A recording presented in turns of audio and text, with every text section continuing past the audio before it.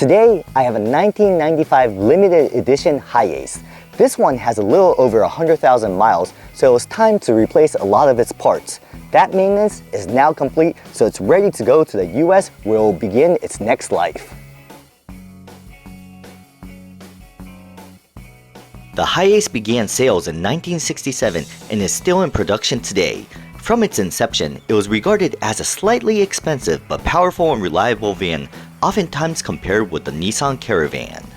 Although the HiAce is geared towards commercial use, it is popular among hobbyists and outdoor enthusiasts alike. In fact, the HiAce retained its value so well in Japan that it was the most stolen vehicle from 2007 to 2014. This HiAce is full-time four-wheel drive and part of the fourth generation of HiAces, which were sold from 1989 up until 2004. In Japan, it's commonly referred to as the 100 series. I want to start from the back because the rear hatch in this HiAce was horribly corroded to the point where we actually had to replace the whole darn thing.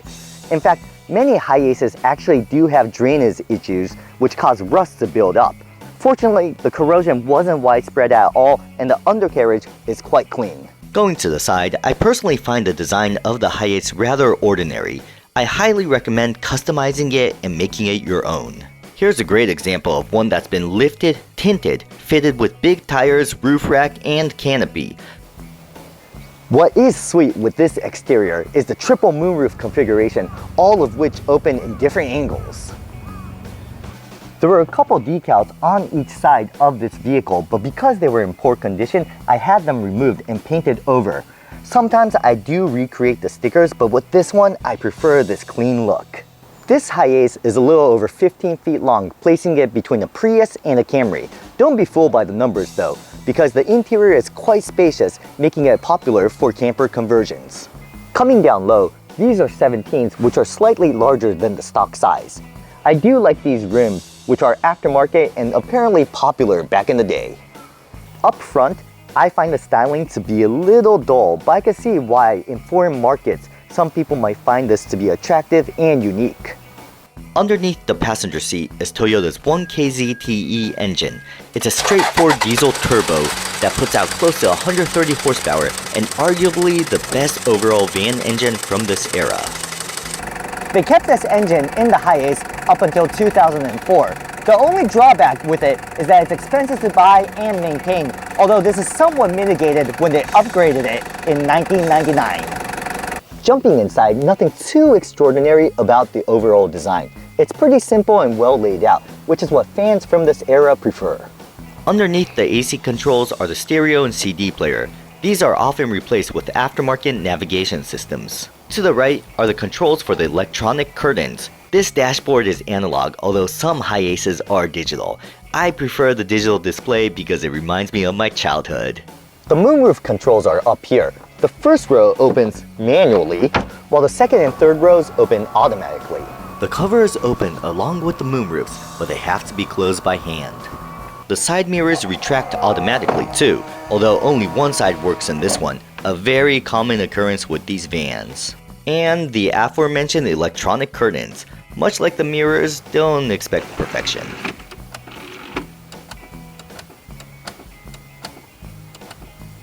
ECT stands for Electronic Control Transmission. Basically, it's a computer that helps optimize gear shifts in the automatic transmission. With this button, you have the option of normal and power mode. Jumping to the back, some people gut the second and third rows in order to convert it into a camper or even just place a bed. After all, how many times do you actually need seating for 8? If you do decide to keep the seats, it is pretty posh back here. You can recline this forwards and backwards, you can move this a little more forward too. You have the moonroof, AC vents, and of course the curtain. And because you could push the third row pretty far back, it's actually pretty comfortable here as well. For seating configuration, you cannot rotate the second row to face backwards like other HiAces.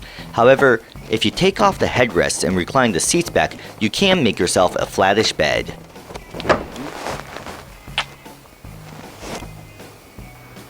Coming to the trunk, you can move the third row quite a ways forward for extra luggage space. Alright, let's go for a drive.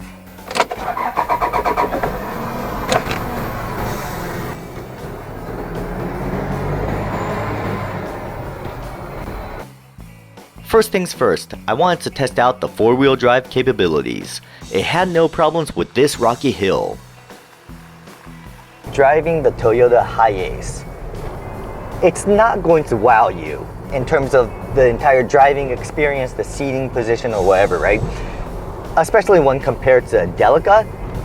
But altogether, it's really comfortable. You are sitting high up, you get a good view of the road, and you got great visibility as well. This car is full-time 4-wheel drive, and the downside is that the handling is a bit heavier, although you may not notice it too much, especially if you're not paying attention to it. This accelerates quite well, especially considering the size of this car. In terms of the engine power, I would say this is on par with the Space Gear rather than the Star Wagon. It's not too loud. It feels like it has a great balance between that powerful diesel sound and not bothering you too much. I actually had the engine mounts replaced on this because originally when it was in idle, it was shaking a lot. That has been improved dramatically. However, it is a pretty costly repair. It handles bumps pretty well. They're noticeable, but not to the point where it gets uncomfortable. I'm gonna slip this into ECP power mode, see how it fares. And so right off the bat, you could hear the revs gearing up a lot more. It holds the gear a little bit longer. And this is supposed to help with the speed. Yeah, and you can feel like it does accelerate much more. Just be careful that it does guzzle up a lot more fuel this way. Altogether, I'm in some traffic right now. It's pretty comfortable. It's a lot easier to drive than a lot of cars from this era. And I think that's what it was geared for, everyday driving. What are my final thoughts of this HiAce? The styling has definitely grown on me during this shoot today. It's not the most exciting, but it's reliable, practical, has a great engine, and can be customized to make it your own. I personally love this HiAce. Thanks for watching, and if you liked the video, please subscribe.